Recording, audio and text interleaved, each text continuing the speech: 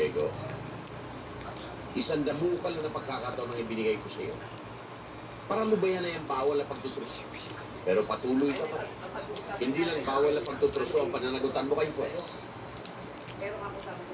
Pati ang pagkamatay ni Kawawang Carlos. Magkikita pa rin tayo. Hihintayin ko ang paglabas mo sa Coral Gallego. At kung binabala kong ipagpatuloy ang bawal na pagtutruso, habang buhay si Manampe, lagi kang sasabi, Andres, ako'y nagagalak at nasungko ninyo ang angkat ni Gallego. Aba, maganda lang yung bawa yan para sa ating mga kababayan. tungkulin na